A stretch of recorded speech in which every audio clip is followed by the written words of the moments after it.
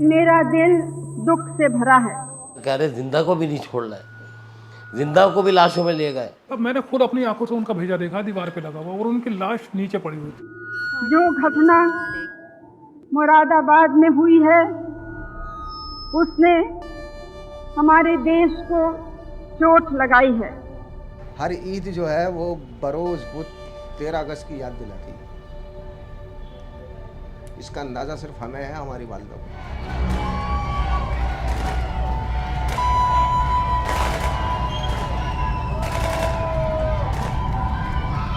इस जगह पे लाशें थी, आप लाशें थी, ये सब जगह, ये सब जगह पे सब लाशें गोलियां चल रही हैं, आते निकल रही हैं, टांगे टूटी हुई हैं, मतलब खून बह रहा है, मतलब कोई मरा हुआ है, कोई खिसक रहा है, कोई तड़प के कह रहा है कि बचा लो मुझे, बचा लो मुझे।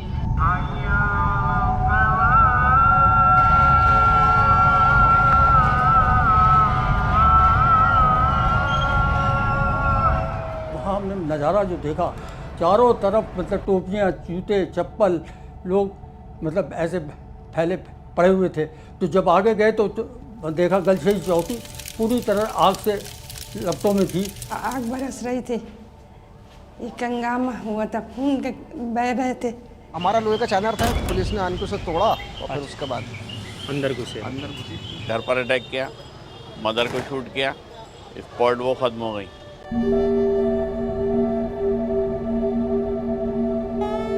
जब मेरे वालिद करीब 8-9 बजे आए थे तो कीचड़ में सने हुए थे, खूनों में उनके कपड़े लथपथ खून में थे, और बेतहाशा आन के कुर्सी पे रोए, दहाड़े मार मार के रोए। ये पता चला कि जमील भाई की गोली लग गई, जमील भाई की गोली लग गई, खून बह रहा, खून बह रहा। गाड़ियाँ जो पुलिस की पीएससी की जो ट्रक होते हैं, जी, खाली वो आन के खड़े हो गए थे, मैंने देखे थे 4-5 ट्रक जी, और जो खाली ट्रक थे उनमें को लाशें करके डाल रहे। कृष्णा जी ने मुझे बताया कि हमने 25 लाशें बरामद कर ली हैं और निकलने का सिलसिला भी जारी है।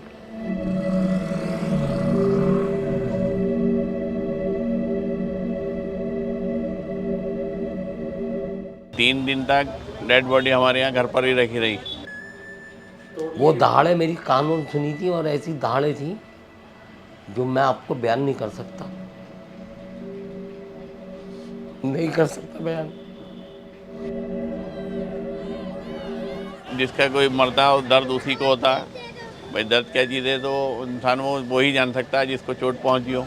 इतना भयानक वाक़या था ये कि मैंने सुना है, देखा नहीं, जलाने वाला बाग वाला अंग्रेज़ों का, कि लोग वहाँ पे जिस तरीके से फायरिंग हुई थी, शायद लोग उसे भी भूल गए उस शहादत को देख के। वो अंग्रेज़ों ने किया था, ये हमारे देश के रक्षकों ने किया था। पुलिस वर्सेस एक तरह से मुस्लिम था, ये कोई कम्युनल राइट्स नहीं कह सकते। लगभग 4 ट्रक लाशें तो मेरे सामने जिंदा और मुर्दा गईं। मगर जितनी लंबी फिगर बताई थी उतने नहीं मरे थे। जिसको बना बताया बाद में आगे जिंदा मिला मुझे। और आज भी अगर मेरे चेहरे पे और मुझे वो मंज़र याद अब भी है, आता है तो मेरा दिल दहल जाता है।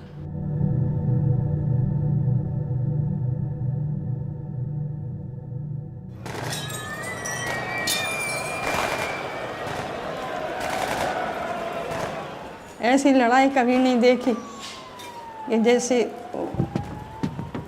उस बार हुई।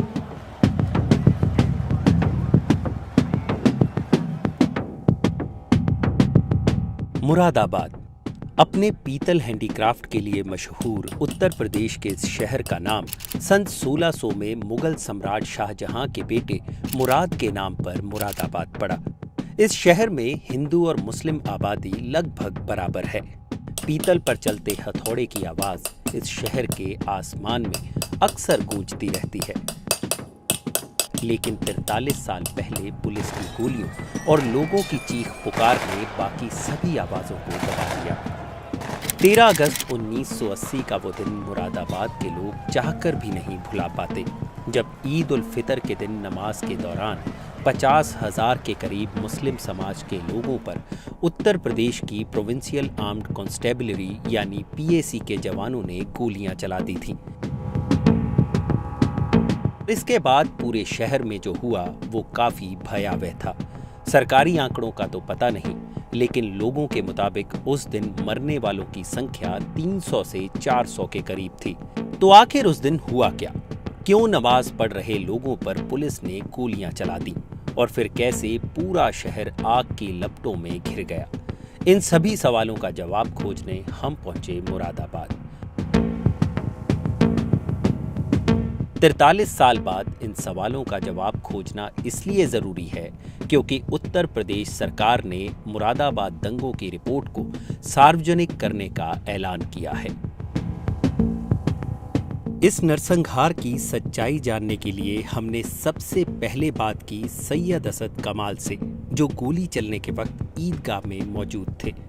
तब असद की उम्र महज 11 साल थी और उनके पिता सैयद फहीम कमाल इमाम शहर थे, जो उस वक्त ईद उल फितर की नमाज पढ़ा रहे थे। असद का कहना है कि नमाज के वक्त एक सुअर ईदगाह में घुस आया था, जिसे मुस्लिम समाज के लोग नापाक समझते हैं, जिसके चलते मुस्लिम पक्ष और पुलिस में झगड़ा हो गया। असद कड़ी दर कड़ी बताते हैं कि उस दिन ईदगाह में आखिर हुआ क्या था। 13 अगस्त 1980 ईदगाह पे एक बहुत ही शर्मनाक और दर्दनाक एक हादसा हुआ, जिससे पूरी दुनिया दहल गई। इबादत गाह जो 1 महीना रोज़ा रख के लोग ईद की नमाज अदा करने गए थे, वहाँ पे बिना लाठी चार्ज के, बिना आंसू गैस के डायरेक्ट गोली चलाई गई। और वो गोली मैं अपने वालिद मरहूम सैयद डॉक्टर कमाल फ़हीम साहब के साथ था। मेरी उम्र लगभग 10 से 11 साल थी। इतना भयानक वाक़या था ये कि मैंने सुना है, देखा नहीं, जलाने वाला बाग वाला अंग्रेज़ों का, कि लोग वहाँ पे जिस तरीके से फायरिंग हुई थी, शायद लोग उसे भी भूल गए उस शहादत को देख के। और आज भी अगर मेरे चेहरे पे और मुझे वो मंज़र याद अब भी है, आता है तो मेरा दिल दहल जाता है। और जब मेरे वालिद करीब 8-9 बजे आए थे तो कीचड़ में सने हुए थे, खूनों में उनके कपड़े लथपथ खून में थे, और बेतहाशा आन के कुर्सी पे रोए, दहाड़े मार मार के रोए। तो उन्होंने बताया कि अरे जिंदा को भी नहीं छोड़ रहे, जिंदा को भी लाशों में ले गए। देखिए, आज भी आप ईदगाह जाते हैं, पहले से 15-20 दिन से तैयारियां शुरू हो जाती हैं, सफाई की, कुत्ते पकड़े जाते हैं, जानवर पकड़े जाते हैं, जंगली भी पकड़े जाते हैं, और पूरी नालों की सफाइयाँ होती हैं, सब कुछ आज भी होता है। ये आप भी देख रहे हैं, हम भी देख रहे हैं। तो पहले भी ऐसी हुआ करता था कि वहाँ पे सफाइयाँ हुआ करती थी, सब कुछ हुआ करता था, बल्लियाँ लगा दी जाती थी और ट्रैफिक रोक दिए जाते थे। तो अगर ये कोई प्री प्लानिंग किसी जानवर को ये सुना कि स्वर छोड़ दिया गया था, तो वो स्वर आया कैसे, उसे लाया कौन? वो इतनी ज़्यादा, मतलब इतनी सिक्योरिटी में, इतनी एहतियाती में, इतनी उसमें कि आप मोटरसाइकिल लेके नहीं जा सकते। तो एक जंगली कैसे आ गया इतनी अंदर आ गया कि मैदान में आ गया, वो नाले के पास, और आदमी नमाज पढ़ रहा है, गलशहीद से पार हो गया, इंदिरा चौक से पार हो गया, पहलवान जी के मज़ार से पार हो गया, इधर से पार हो गया। तो इतनी बीच में पॉइंट में कहाँ से लाया गया वो जंगली? इसकी जांच होनी चाहिए कि किसके घर में से छोड़ा गया, वो किस जगह से छोड़ा गया वो। तो क्या इसमें जो वाल्मीकि बस्ती थी बिल्कुल साथ में लगती थी, इनका भी कोई रोल रहा उस दौरान? नहीं, वाल्मीकि बस्ती वहाँ नहीं थी जी। ईदगाह से वाल्मीकि बस्ती बहुत दूर है, गलशहीद पे रहते हैं वाल्मीकि, उनसे कोई रूल नहीं था, उनसे कोई मतलब नहीं था। ये तो वाल्मीकियों को मतलब टारगेट बना के इन्हें हिंदू मुस्लिम करनी थी, क्योंकि पुलिस ने गोली डायरेक्ट चलाई ना, और ऐसे गोली चलाएंगे इस तरीके से निहत्ते लोगों पे, जिन्होंने 1 महीना रोज़ा रखा, अल्लाह की इबादत करने गए, अल्लाह की इबादत करी 1 महीना, उन लोगों पे उन बच्चों पे, उन आदमियों पे, उन बुजुर्गों पे, उन जवानों पे, जिनके आज भी औरतें, आज भी जो लोग बचे हुए हैं, उन्होंने अपने घर पे आन के अपने भाई की, माँ की, बेटे की या अपने शौहर की शक्लें नहीं देखी, अपने बच्चों की शक्लें नहीं देखी। ये कौन सा तरीका है? ये तो बहुत गंभीरता वाली बात है। इसकी तो जांच करनी चाहिए बारीकी से कि इतनी भीड़ में उस नाले के पॉइंट पे जहाँ ईदगाह है वहाँ वाल्मीकि बस्ती नहीं है। अब भी आप चेक कर लीजिए, आज भी वो जगह है, आज भी वही ईदगाह है, तो आज भी वही नाला है।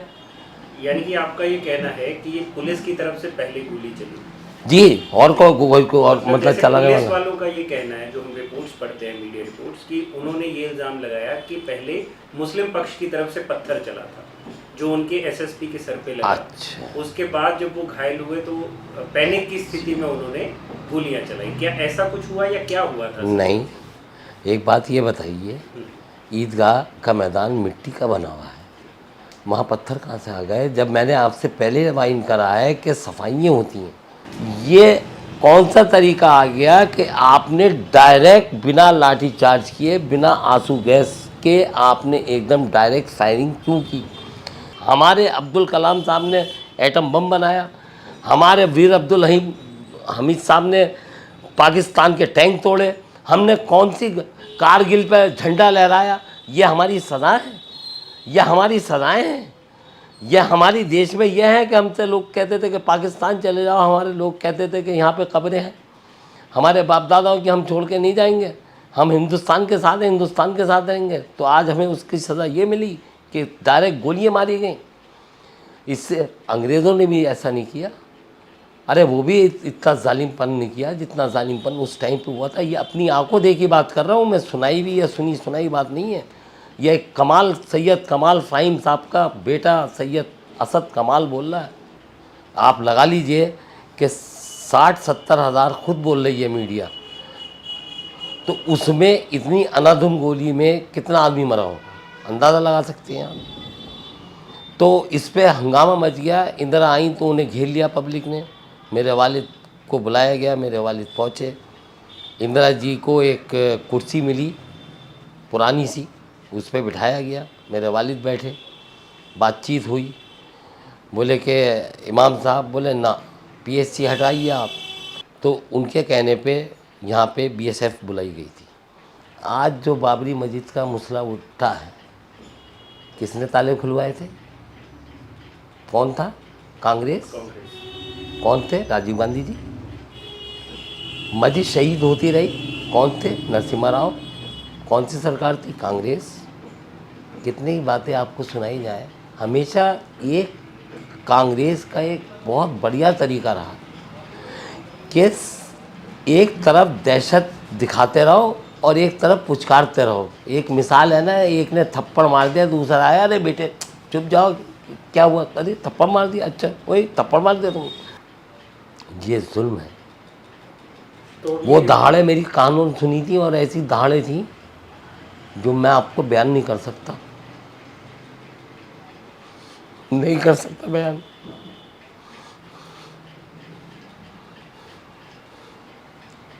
तो अगर ये रिपोर्ट बाकी में एक हिंदुस्तानी बन के अगर निकालोगे और किसी भी धर्म को साथ में नहीं लोगे तो हक मिल जाएगा, सच्चाई सामने आ जाएगी।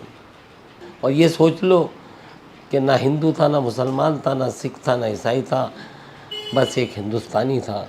इतना करना चाहिए। अगर आप इस जांच को दोबारा से निकाल रहे हैं तो मेरी अपील है पूरी हिंदुस्तान की हुकूमत से और यहाँ की यूपी की हुकूमत से, ये इसको निकालिए प्लीज़। आपका आभारी रहेंगे हम लोग, आपके आभारी रहेंगे कि आपकी चलिए आत्मा तो जागी। हम आपको भी सलाम करेंगे इस बात का अगर सच्चाई से आपने निकाल दिया।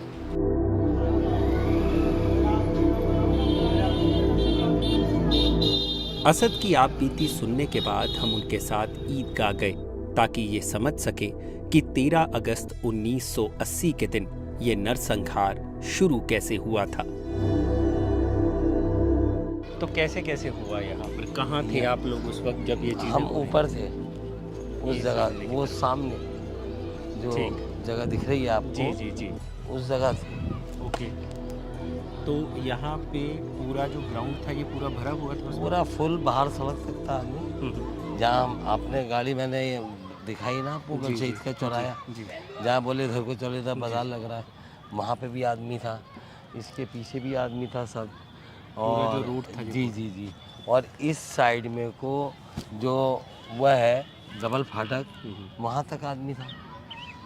तो मेरे वालिद साहब सामने वो है ना, उधर नमाज पढ़ा रहे थे जो वो है। यहाँ पे लाशें, सब लाशों में ढेर पड़े हुए थे। आपने जब वहाँ पे गोली की आवाज़ सुनी तो क्या हुआ असल में, जानवर कहाँ आया था?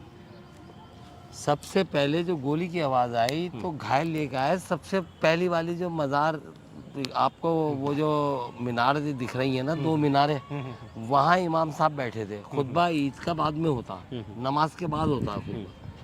तो टांग पे उन्होंने रुमाल अपना बांधा उस आदमी के, उस जगह बैठ के। बोले क्या हुआ, गोली की आवाज़ तो आ रही थी। तो इतनी देर में फिर वो आन के यहाँ खड़े हुए इस जीने पे, और सीने पे आन के उन्होंने ये दीवार नहीं थी, ये बाउंड्री, जब यहाँ से चले हैं इस गेट से, ये मेन गेट था जी, यहाँ से चले हैं ऐसे, और चलने के बाद यूँ इधर को गए। तब ये सारा ये जो दीवार हम देख रहे हैं ये सब ओपन था एरिया? जी जी। और सामने की तरफ दुकानें थी नहीं, इसी तरह से? नहीं, इस तरीके से दुकानें नहीं थी, 1-2 मकान थे, और कोई दुकानें इतनी नहीं थी, इसमें कोई दुकानें यहाँ नहीं थी। ये आबादी भी नहीं थी लाजपत नगर वाली। ये जो पुलिस थी उस वक्त जब ये झगड़ा हुआ, तो किस तरफ ये झगड़ा शुरू हुआ? ये पुलिस जो थी, जो मकान बने हुए ना जी, जस्ट इसके पीछे मकान नहीं थे। अच्छा, इसके पीछे थी, और 2 मकान हुआ करते थे जी, उस पे पुलिस छतों पे खड़ी हुई थी जी जी, बाकायदा दूरबीन से बात कर रही थी जी जी। और एक मकान इधर इस साइड में, इधर पुलिस थी, इधर भी थी पुलिस, हाँ जी, इधर भी पुलिस थी, और बाकी सब मैदान था, बाकी सब मैदान, हाँ, 2 मकानों को छोड़ के। और वहाँ पे झगड़ा शुरू हुआ, आप ये कह रहे हैं? ये झगड़ा इस जगह शुरू हुआ है, जो ये फड़ लग रहा है ना जी जी, इसके पास जो नाला है जी जी जी, तो यहाँ से गोली स्टार्टिंग हुई है। जो जानवर आया था यहीं से आया था, इसी नाले से? जो जानवर देखा नहीं गया किसी ने, हम लोगों ने जानवर नहीं देखा है। जी जी, ये हुआ कि जानवर आया है जी, कोई जानवर आ गया तो हाँ, कपड़े ख़राब हो गए नमाजियों को, और इस बात पे पुलिस से झड़प हो गई जी, ये बात कह के लड़ाई झगड़ा चालू हुई। और यहाँ पे फिर ये जो पीछे आप एरिया दिखा रहे हैं, इधर की तरफ ही सबसे पहले गोलीबारी शुरू हुई, आप ये? हाँ, गोलीबारी यहाँ पे, सब लाशें थी यहाँ पे, सारी लाशें थी, सब लाशें पड़ी थी यहाँ। वो वहाँ पे जो मोटरसाइकिलें खड़ी हैं, अच्छा, वहाँ पे एक ड्रम पे पानी पिलाने वाले का इंतजाम था, तो वो ऐसे ड्रम में लौटा पड़ा हुआ था। ये सब लाशों के ढेर पड़े हुए थे, और हम लोग ऐसे जा रहे थे, और एक घेरा बनाए हुए थे। मतलब इस इमाम जगह साहब जो थे वो घेरे में थे, इस जगह पे लाशें थी? आप लाशें थी, ये सब जगह, ये सब जगह पे सब लाशें चल रही हैं, आते निकल रही हैं, टांगे टूटी हुई हैं, मतलब खून बह रहा है, मतलब कोई मरा हुआ है, कोई खिसक रहा है, कोई तड़प के कह रहा है कि बचा लो मुझे, बचा लो मुझे। मतलब तो फिर आप इमाम साहब जब बाहर गए पुलिस से बात करने, तो उस गेट से निकले? उस गेट से मुड़ के फिर इस जगह आए थे, तो मैंने पलट के देखा तो यहाँ डीएम और एसएसपी साहब खड़े थे, जहाँ आपने कार खड़ी गई, और ये सब फोर्स खड़ी थी, और लाशों के ढेर पड़े हुए थे, ये सब ढेर पड़े हुए थे, ये सब। तो उन्होंने मेरे धक्का देते हुए बोले कि इसको घर लेके चले जाओ, और उधर को बढ़े। उन्होंने जो वर्डिंग बोले वही वाले, तो वो मैं फिर बोल रहा हूँ कि ये तूने क्या किया है खबीस, ये क्या किया तूने मरदूद, ये लफ्ज़ उनके मुंह से निकले थे।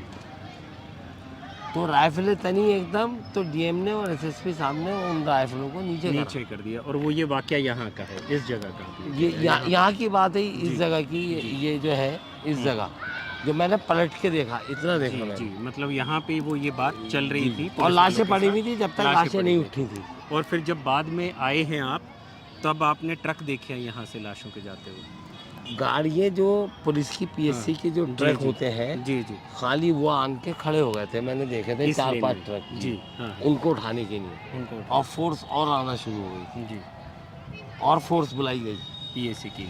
उन पीएससी को उतार लिया गया, और जो खाली ट्रक थे उनमें को लाशें करके डाल दी। और वो सारा जितने भी एरिया में यहाँ लाशें पड़ी थी और आपका जैसे कि कहना है जिंदा लोग भी थे, उनको जिंदा भी थे, डाल दिया गया। बिल्कुल जिंदा भी थे जो कर्रा रहे थे। उस वक्त तो ये था कि जल्दी जल्दी साफ करो। मतलब उन लाशों का आज तक पता भी नहीं है कहाँ गई। पता क्या नहीं है, कुछ दरिया में बहा दिए होंगे, कुछ दफना दिए होंगे, कोई रेते में दबा दिए होंगे। यानी कि अपनों को वो लाशें भी नहीं मिली? नहीं मिली। चंद अगर 1-2 लाशें मिल गई हों, 10-5 लाशें मिल गई हों तो अलग बात है। 150 तो फिर जब भगदड़ मची यहाँ पे, आप उस मस्जिद पे थे तो जी, उतने एरिया ईदगाह तक में। तो लोग ठीक रहे, उतने एरिया तक। हाँ, उतने लेकिन एरिया जो तक सेफ रहे। हाँ, जो यहाँ के लोग थे जो सामने सामने की तरफ थे, जी जी, उन सब पे गोलीबारी हुई। खूब दबा। जो ऊपर छतों पे पीएसी के लोग थे उन्होंने भी गोली खूब चलाई। इधर आप कह रहे हैं ये भी छतों पे इधर पीएसी वाले थे? हाँ, इधर यहाँ से भी एक गोली। मकान पे पीएससी खड़ी होती थी, जी। उनने भी गोली खूब चलाई इधर को। खूब चलाई। हाँ। और अब भी जब आप आते हो इसी एरिया पे रुकते हो, जो आपने मंजर 50 साल 43 साल पहले जी, देखा, तो कैसा फील होता है? बस उस शहीदों की याद आती है, जो भी अपने फातिहा भी पढ़ लेते हैं हम तो यार। भाई उनकी कब्रें तो पता नहीं कहाँ है जी।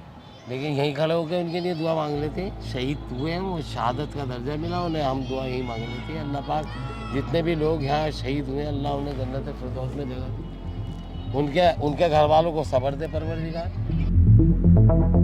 सैयद असद कमाल की बातों में कितनी सच्चाई है, ये जानने के लिए हमने बात की मुरादाबाद के पूर्व फोटो जर्नलिस्ट ओपी रोड़ा से। ओपी रोड़ा 1980 में शहर के मशहूर फोटोग्राफर हुआ करते थे और घटना के बाद उन्हें पुलिस घटना स्थल की फोटोज लेने के लिए अपने साथ ले गई थी। रोड़ा बताते हैं कि जब वो वहां पहुंचे तो ईदगाह पर उन्होंने क्या मंजर देखा। 13 अगस्त को मुरादाबाद में ईदगाह पे बहुत बड़ी घटना घटित हुई थी। उस समय नमाज पढ़ी जा रही थी और अचानक कोई नाली वाली से कोई मतलब जानवर कोई आया, उस पर कीचड़ विचड़ लगा हुआ था और कीचड़ लगने से वो नमाज वाज जब बहुत हुई तो उसमें कुछ लोगों के कपड़े उससे सन गए थे। जानवर के निकलने से वो अपवित्र माना जाता है मुस्लिम समाज के लिए, उसके उनके कपड़े गंदे होना, उसमें रोष ये आ गया कि इसकी व्यवस्था क्यों नहीं की गई थी। उस वजह से भगदौड़ मच गई। अचानक कहीं से पथराव शुरू हो गया, मतलब लोग भागने लग गए, कुछ नीचे कुचले जाने लग गए। तो इस तरह से ये घटना बढ़ती विशाल रूप ले गई। अधिकारी भी इसमें घायल हुए थे, एसपी सिटी भी था, 1-2 और भी सीओ भी घायल हुए थे। उनकी वहाँ तुरंत पट्टी वट्टी और सारा जितने अधिकारी थे सब नीचे से ऊपर छतों पे चले गए थे अपनी सुरक्षा के लिए। तो वहाँ हमने नज़ारा जो देखा, चारों तरफ मतलब टोपियाँ, जूते, चप्पल, लोग मतलब ऐसे फैले पड़े हुए थे जिससे, और उधर पुलिसकर्मी भी 3-4 डेड बॉडी पड़ी हुई थी जिसके हमने सारी मतलब फ़ोटोग्राफ्स वहाँ लिए थे वहाँ पर हमने।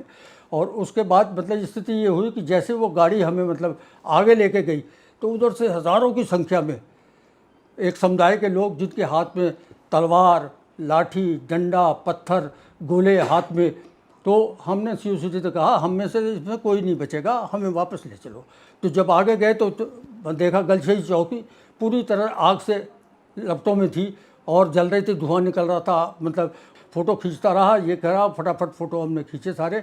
डेड बॉडी के से जो लाशें पड़ी हुई थी वहाँ पर, उनकी फ़ोटो कैसे, टोपियाँ वोपियाँ, चप्पलें, जूते सारी पटा हुआ था पूरा ईदगाह। जिन जिन लोगों के परिवारों के साथ ये घटना हो गई थी तो उसमें रोष में ये सब जलाया गया था। ये जो चौकी पे आग लगाई गई थी, जो और घायल हुए थे, पुलिस वाले मारे गए थे, तो ये रोष में, सारी घटनाएं रोष में हुई थी। और उसमें मतलब ये नहीं था कि पर्सनली उनका किसी से आपस में कोई दुश्मनी, ऐसा कुछ नहीं था। लेकिन ये माहौल ऐसा बन गया था कि एक दूसरे के प्रति मतलब ये हो रहा था कि जो जिसको मिल जाए अपना गुस्सा निकालने के लिए तैयार था।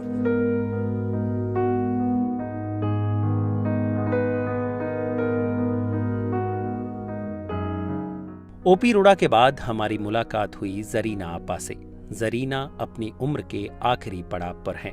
13 अगस्त 1980 को उनके पति जमील अहमद ईद की नमाज पढ़ने ईदगाह गए थे, लेकिन वो कभी वापस नहीं लौटे।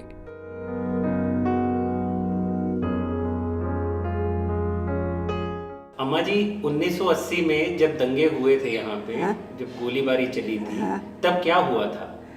जब क्या हुआ था, आग बरस रही थी, एक हंगामा हुआ था, खून के बह रहे थे।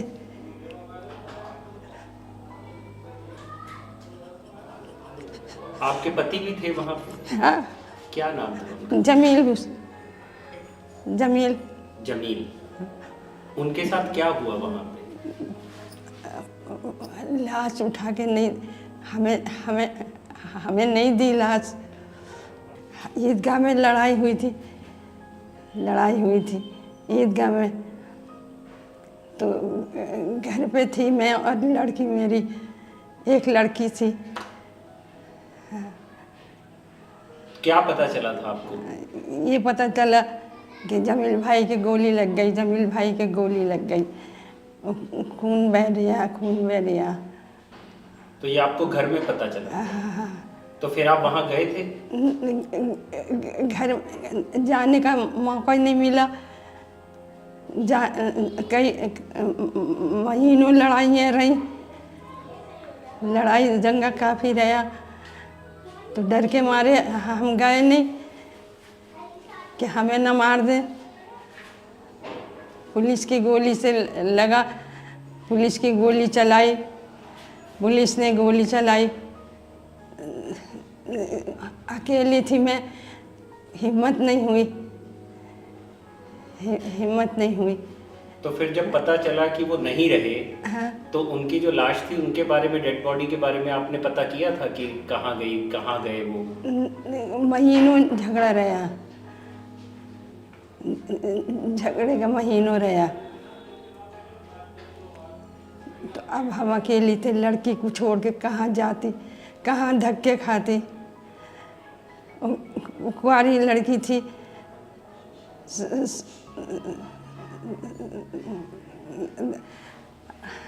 16 साल की थी, 14-15 साल की। पुलिस आती थी आए दिन, डर के मारे घर में रहते थे। मतलब वो आपके शौहर जो थे वो नमाज पढ़ने गए उस दिन ईद हाँ, की? नमाज पढ़ने गए थे। और फिर कभी नहीं लौटे? हाँ? फिर कभी नहीं लौटे? कभी नहीं लौटे। और लाश जो हमारे मोहल्ले के थे उन्होंने देखी कि जमील भाई ख़त्म हो गए।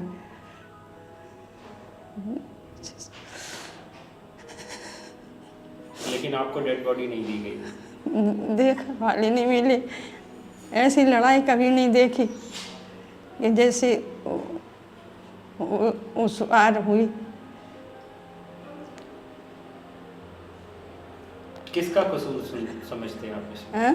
किसका कसूर है इसमें? कौन कसूरवार? अब हम जानते हैं, या हमारा कोई सरपरस्त होता तो हमें कोई बताता।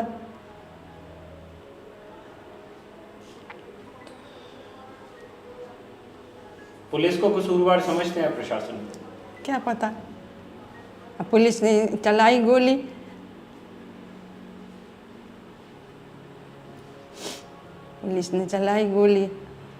और बड़ी हैवत से यहाँ तक आ गई थी, गल सईद से यहाँ तक आ गई थी गोलियाँ। और रातों को बम छूटते थे तो घर में बंद करके रहते थे हम।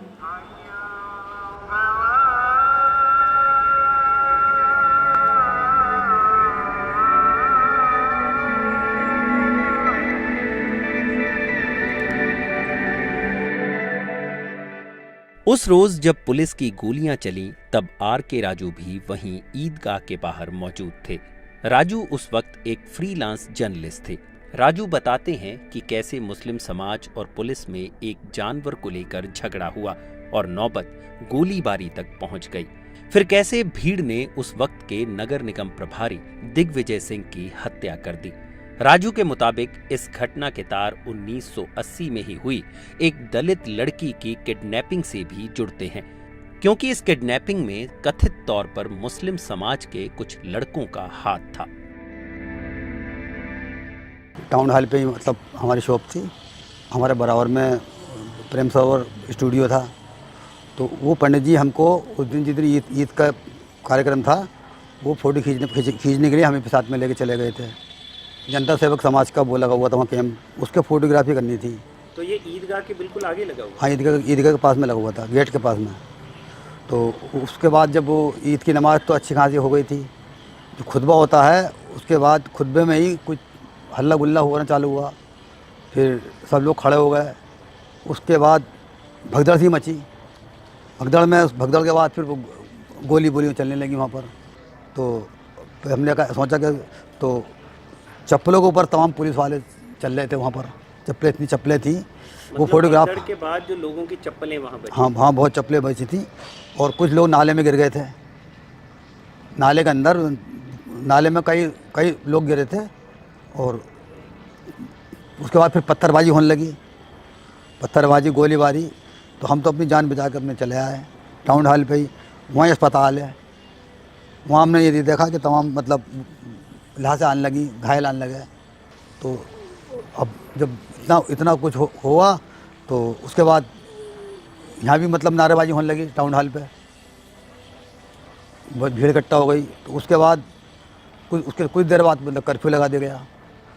सर, ये जो गोलीबारी हुई जिस वक्त ईदगाह के सामने आप मौजूद थे, पहले क्या पुलिस वालों और जो मुस्लिम पक्ष के लड़के थे उनके बीच में कोई झगड़ा भी हुआ था?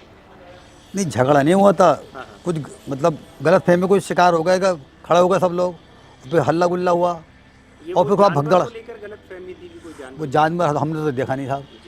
लोग कहते हैं कि जानवर आया, लेकिन हम तो बाहर की साइड में थे, अंदर नहीं थे हम लोग। जानवर आया हो तो अंदर आया होगा इस मारे। जानवर की तो कोई हमने तो देखा नहीं। दिग्विजय सिंह जो थे, समझे, वो नगर निगम के प्रभारी थे।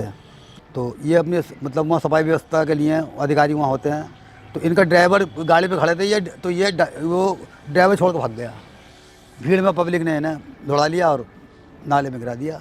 तो ये 5-6 दिन बाद इनकी लाश मिली थी, वही बहुत फूल गई थी। उससे पहले भी कुछ दलित लड़की को अगवा करने की कोई कहानी थी शायद, यहाँ पे हम सुनते आ रहे। जो ये ईदगाह पे जो इस तरीके का इंस्टीट्यूट हुआ है, तो वो ये समझिए कि मतलब इससे पहले भी यहाँ मतलब कर्फ्यू लग चुका था। तो ये एक लज्जा नाम की लड़की थी वाल्मीकि, ये वहाँ पर काम करने आती थी चर्च में। तो यहाँ से ये अगवा हो गई। तो जुलाई में इसकी शादी थी। जुलाई में जब शादी थी तो उसमें बारात चढ़ रही थी, उसमें पथराव हुआ।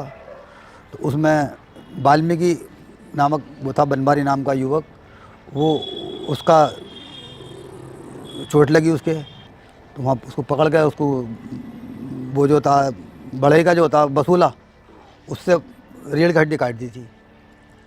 हाँ, उसके 10-15-20 दिन बाद वो उसकी डेथ हो गई थी। किसने अगवा किया? ये दूसरे संप्रदाय के लोगों ने करा था। तो फिर पुलिस ने बरामद करी। उसके बाद उसके रिश्ता कर दिया। उसकी शादी थी, शादी जब बारात चढ़ रही थी तब उसको वहाँ मतलब फिर पथराव हुआ, झगड़ा हुआ, वहाँ कर्फ्यू लगाना पड़ा। उस समय आपके हाफिज मोहम्मद सिद्दीक MLA थे यहाँ पर। उन्होंने वो मतलब वहाँ मतलब झगड़ा शांत कराया। उसी टाइम पहुँच के वहीं इंदिरा चौक पर। उसमें कई लोग घायल भी हुए थे।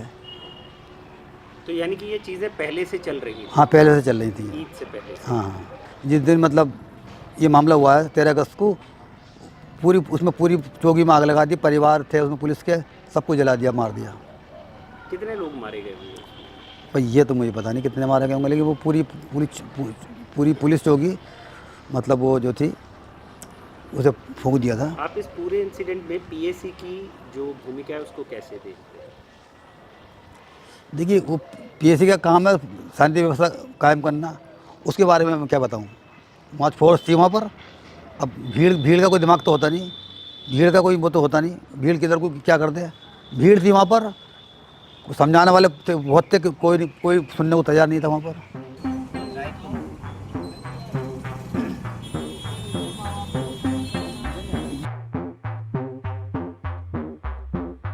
इस घटना की तह तक जाने के लिए हम फॉर्मर जर्नलिस्ट उमेश प्रसाद कैरे के घर पहुंचे। उमेश कैरे उस वक्त मुरादाबाद में अमर उजाला और ANI जैसी संस्थाओं के लिए काम कर रहे थे। उन्होंने बताया कि घटना के बाद जब वो ईदगाह पहुंचे तो वहां क्या मंजर था। हालांकि उमेश कैरे का कहना है कि मरने वालों की संख्या उतनी नहीं थी जितनी बताई जाती है।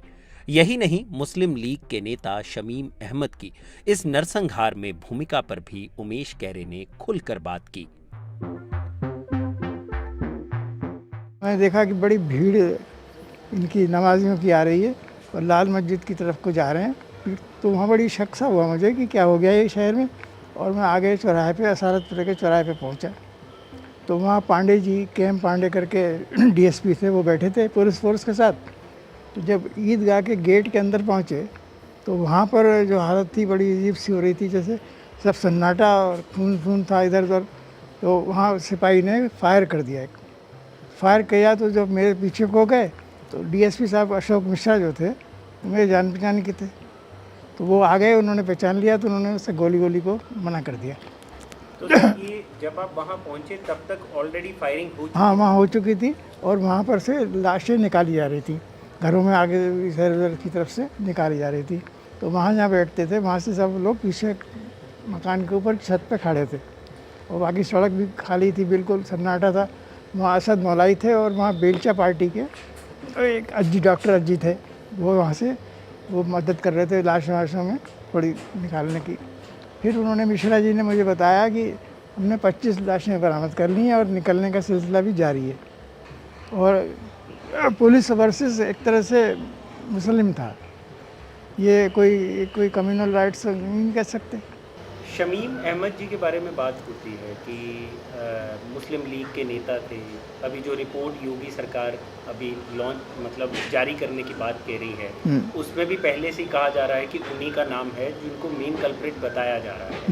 आपको क्या लगता है कि असल में क्या चीज़ें हुई, क्या वाकई उनका कोई कसूर था? भाई उस वक़्त वो मुस्लिम लीग के, उत्तर प्रदेश मुस्लिम लीग के अध्यक्ष थे और वो यही ज़्यादातर बयान देते थे। कोई उनकी ज़्यादा सभा मैंने नहीं देखी होती है। उनकी ज़्यादातर यही मांग रहती थी कि मुसलमानों को इक्वल रिप्रेजेंटेशन दिया जाए, उनको नौकरियों में जगह दी जाए, पुलिस में भर्ती करी जाए उनकी जितने उनकी आबादी के हिसाब से। तो और जो कोई मांगे नहीं थी उनकी।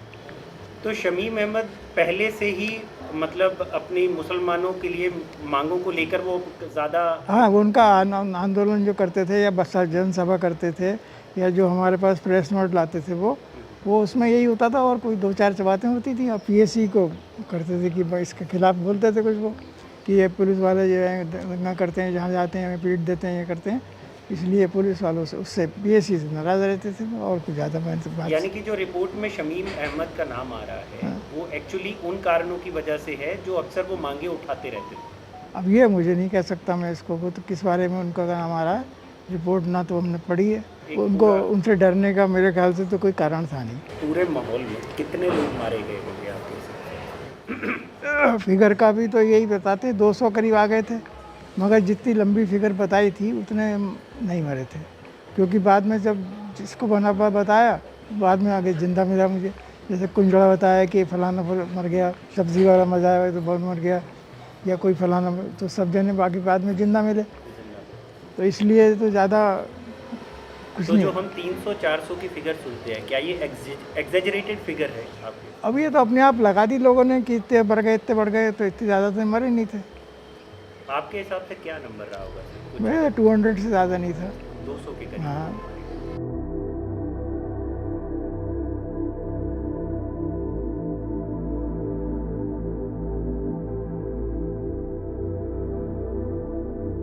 इस नरसंहार की सच्चाई का पता लगाते लगाते शाम हो गई और इसी दौरान हमारी मुलाकात हुई फ़हीम हुसैन और उनके चाचा नज़ीम हुसैन से। घटना के बाद जब बलवाइयों द्वारा गल शहीद पुलिस चौकी को आग लगा दी गई, तब पीएसी ने इस चौकी के साथ लगते घरों पर छापेमारी की। इसी छापेमारी के दौरान इनके पिता समेत घर के 4 सदस्यों को पुलिस अपने साथ ले गई और आज 43 साल बाद भी इन्हें नहीं पता कि इनके परिवार के लोग आखिर हैं कहाँ, वो जिंदा भी हैं या पुलिस ने उनका एनकाउंटर कर दिया। उस वक्त मैं और मेरे फादर नमाज पढ़कर हम लोग आए थे और घर आकर हम लोग एज यूजुअल मीठा वगैरह खा रहे थे। तब पता चला सड़क के पर हल्ला होने लगा।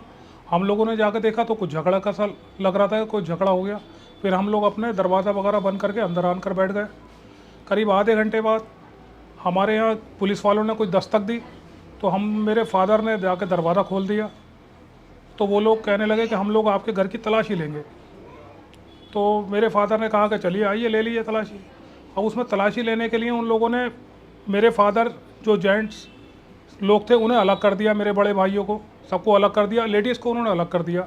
तलाशी लेने के बाद जब उन्हें कुछ नहीं मिला तो वो लोग मेरे फादर और मेरे भाई को नीचे लेकर चले गए कि आप लोग नीचे चलिए, कुछ फॉर्मेलिटी पूरी करनी है आपको।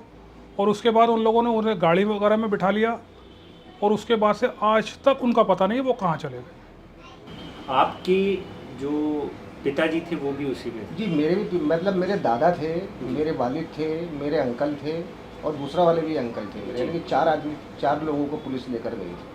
4 लोगों को? 4 लोगों को। ये किस तारीख की बात है? ये तो साहब जब तक हमें ज़िंदा रहना है 13 अगस्त बरोज़ बुध, ईद का दिन, टाइम 12 बजे का।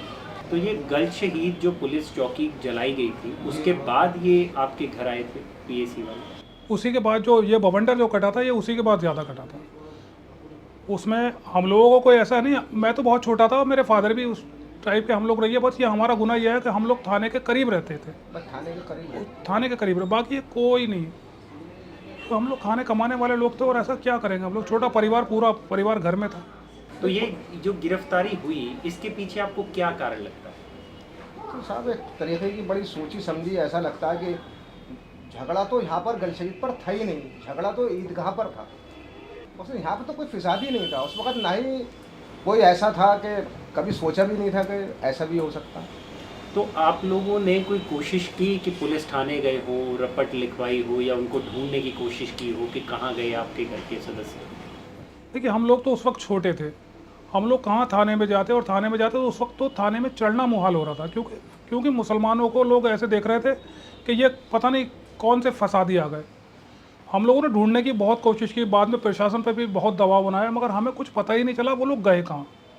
हमारी वालदा है, उनको ये मतलब 2 दिन से तबीयत ख़राब है उनकी, ये मतलब पता नहीं क्या है कि भैया 43 साल के बाद क्या ऐसा जो लोग आ रहे हैं, क्या वजह है। अब अपन तो बाद तो हमें एहसास होने लगा कि हम तो साहब बस क्या बताएं, ये तो हमारा दिल जानता है या हमारा अल्लाह जानता है कि इस 3-4 दिन से हम, मतलब जब से ये रिपोर्ट अब बाहर आने की बात आई है तब से आपकी जो वालदा हैं उनकी तबीयत? हाँ, तबीयत बहुत ज़्यादा उनकी ख़राब है, क्योंकि वही एक घर के अंदर एक ऐसा मेंबर बची हैं शायद, क्योंकि भाई बाकी तो सब लोग जो भी थे हमारे, पहली बात तो जो घर के परिवार के जो मुखिया थे वो तो चले ही गए थे। अब हमारी वालदा बची हैं, दादी का भी अभी 4-5 साल पहले ही इंतकाल हुआ है हमारी। ये सारा जो किया कराया है ना, सारा ये जहाँ तक मेरी अपनी जानकारी में आता है ये कांग्रेस की सरकारों का किया हुआ, क्योंकि उस वक्त यहाँ के एमपी हाफिज़ मोहम्मद सद्दीक थे।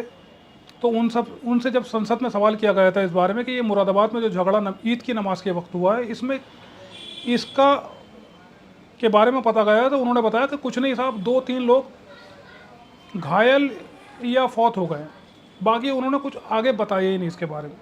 मेरे घर पे उस वक्त की प्रधानमंत्री इंदिरा गांधी खुद आई हुई थी और पूरा अमला आया हुआ था, और वो लोग बहुत ज़बरदस्त आश्वासन दे के गए थे हमें कि हम आपके लिए कुछ करेंगे, मगर 43 साल हो गए, कुछ नहीं किया ईमानदारी से किसी सरकार ने। क्या बात हुई थी इंदिरा गांधी और आपके परिवार के बीच?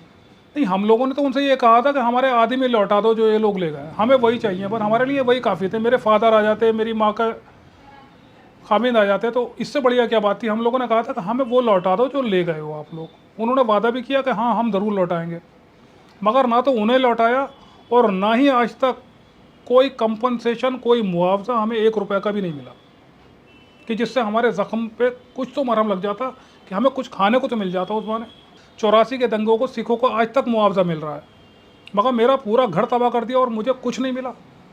ये तो बहुत मेरे साथ नाइंसाफ़ी है। दुनिया है, लोग ऐसे भी होते हैं कि दुनिया के अंदर नहीं आए, उनके बाप का इंतकाल हो जाता, तो उस बच्चों को ये यकीन तो होता है कि यार हमारे बाप की कब्र यहाँ पर है। हम तो आज भी कब्रिस्तान जाते हैं, हम तो बड़े बदनसीब हैं साहब, इस जगह हमारी, हमें इस बात का बड़ा अफसोस रहता है। वो नहीं है तो कहाँ तक? मैं तो देखता था कि लोग अपने वालिद की और बड़े लोगों की कब्रों पर जाते थे, मगर यह कि मुझे तो ये भी नहीं मालूम कि मेरे फादर की कब्र है या नहीं है, कहीं कहाँ डाल दिया उन्होंने ले जाकर। आज 43 साल के बाद रिपोर्ट हजम नहीं हो रही सर, हजम नहीं हो रही बिल्कुल। ईद मनाते हैं अभी सब? हर ईद जो है वो बरोज़ बुध 13 अगस्त की याद दिलाती है। इसका अंदाज़ा सिर्फ हमें है, हमारी वालदा को। हमारे घर कभी आप आइए भाई साहब, कभी आप आइए हजरत, ईद के दिन आपको खुद अंदाज़ा लग जाएगा कि हमारे घर ईद के दिन क्या होता है। जिसके घर से 4 यानी कि चारों घर के मुखिया, हम तो सभी सोचते हैं साथ में अगर हमें भी ले जाए तो बड़ी मेहरबानी। हाँ सही बात है, सभी को मार देते, सभी को मार देते, बेहतर था हमारे लिए, वो बेहतर था, सबको मार देते। अपनी आप बीती बताने के बाद नजीम हुसैन उनके घर के पास की मस्जिद के एक मुअज्जिन की दर्दनाक कहानी बयां करते हैं, जो उस मस्जिद में अजान दिया करते थे। मैं यहाँ पर एक छोटी मस्जिद के नाम से हुआ करती थी एक मस्जिद, तो वहाँ पर एक मुअज्जिन जो अजान देते हैं, एजेड थे वो, करीब उस वक्त 40-45 साल की उनकी उम्र रही होगी। तो वो मस्जिद के अंदर ही थे अपनी मौजूद, क्योंकि वो वहीं रहते थे। तो सन 80 में जब झगड़ा हुआ था, पुलिस ने वहाँ पर उनको पकड़कर उनको दीवार पर उछाल के इतना उछाला था कि उनका भेजा दीवार पर चिपक गया, तमाम सिर फट गया था उनका। मैंने खुद अपनी आंखों से उनका भेजा देखा दीवार पे लगा हुआ, और उनकी लाश नीचे पड़ी हुई थी। और फिर उसके बाद उन्होंने मतलब आग लगी हुई थी, उसके अंदर डाल दिया। आज उस मस्जिद का नाम जो है, आप रोड पे निकलिए, हम नहीं बोल रहे उसमें, आप रोड पे निकलिए, किसी भी चलते हुए आदमी से आप पूछ ले कि इस मस्जिद का नाम पुत्तन शहीद क्यों है। उस मस्जिद का नाम ही सन 1980 से पुत्तन शहीद मस्जिद का नाम रखा हुआ, क्योंकि उनका नाम पुत्तन था। तो आज उसी की कुर्बानी का वो नतीजा ये है कि अगर आप अजान अगर हो जाए और उसमें अगर आप 5-7 मिनट अगर आदमी लेट हो जाए तो आदमी को जगह नहीं मिलेगी उस मस्जिद के अंदर। 1980 में गलशहीद चौकी को आग के हवाले किए जाने के बाद आसपास के घरों में पुलिस ने कहर ढा दिया। उसमें मोहम्मद आलम का घर भी अछूता नहीं रहा। मोहम्मद आलम मुरादाबाद में गलशहीद चौकी के पास ही किराने की दुकान चलाते हैं।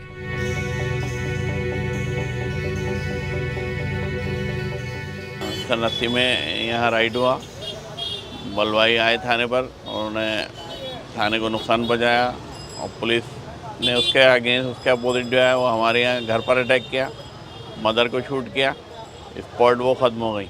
3 दिन तक डेड बॉडी हमारे यहाँ घर पर ही रखी रही। अगर शायद हम लोग वहाँ यहाँ से अपने घर से अगर पनाह नहीं लेते वहाँ पड़ोस में, तो शायद वो हमें भी शूट कर देते। आपके वालिद उस वक्त थे? हाँ थे, पड़ोस में पनाह लिए हुए थे हम लोग, वो वहाँ तक नहीं पहुँच पाई पुलिस, और इसलिए हम बच गए। अकेली एक महिला घर में थी, जी, पुलिस घुसी और जी, उनको गोली मारी। जी, पुलिस ने तो काफ़ी जुल्म किया उस दौरान भाई, आगजनी भी की और लूटमार भी की, और जो है आग लगा के और जो लोग चले जाते थे लूट मार कर और जो कोई अगर उनको कोई पर्सन मिला तो उसको भी गोली मार दी उन्होंने। बहुत ज़्यादा जुल्म किया पुलिस ने उस दौरान। जिन लोगों को पुलिस मार करके अपने साथ ले गई, उनकी बॉडी वापस नहीं दी। तो आपने कोई उसकी FIR कभी लिखवाई या कभी? उस टाइम हम काफ़ी छोटे थे, लगभग मैं था करीब 11 साल का उस टाइम।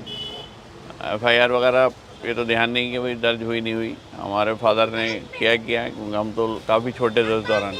जिसका कोई मरता है दर्द उसी को होता है भाई, दर्द क्या चीज़ है तो इंसान वो ही जान सकता है जिसको चोट पहुंची हो। उसमें इंसाफ मिलना चाहिए ऐसे लोगों को जिन लोगों के साथ ये हादसे हुए, और मुआवजा भी कोई नहीं मिला। और यही है कि भाई जो इसके खतावार हैं उनको सज़ा मिलनी चाहिए।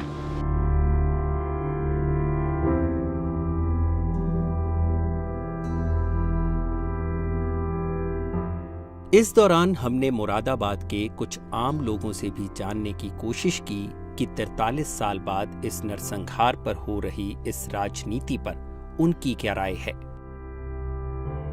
सन 80 का कांड है, सन 80 को 33 साल हो गए, 43 साल। आज की समस्या जो आज की समस्या उसको पिछली समस्या बोलना है। आज की समस्या क्या है? बेरोजगारी, रोजगार नहीं, शिक्षा पे का बात न कर रहा है, किसी बात न कर रहा है, सिर्फ जात धर्म पे बातचीत चल रही, पार्टी साहब चल रही, धर्म जात पे धर्म पे इस पे। आज का समस्या क्या है? शिक्षा नहीं है और रोजगार नहीं है, नहीं क्या क्या रोजगार है, और जात ब्याज मजहब में बांट रखा है, इसको नहीं बांटो। आज की समस्या देखो, आज की समस्या जरूरत क्या है? आज बच्चा कहाँ आया था? आज बच्चे घर में लेटते हुए चाहिए, बड़े बड़े शहर, बड़े बड़े विदेश तरक्की बढ़ रहे हैं और हम लोग जाति धर्म में पड़े है। हमें इस बात का अफसोस है। आज जो है, आज का माहौल, विकास की बात करो, विकास पे कैसे चलना चाहिए, कैसे रोजगार मिलना चाहिए, वो समस्या कोई नहीं बोल लिया। सिर्फ क्या बोल लिया, राम पे, हनुमान पे, उस पे, मुस्लिम पे, ये क्या, कुछ नहीं है। सिर्फ इंसानियत पे बोलो, इंसानियत पे कोई चीज़ है।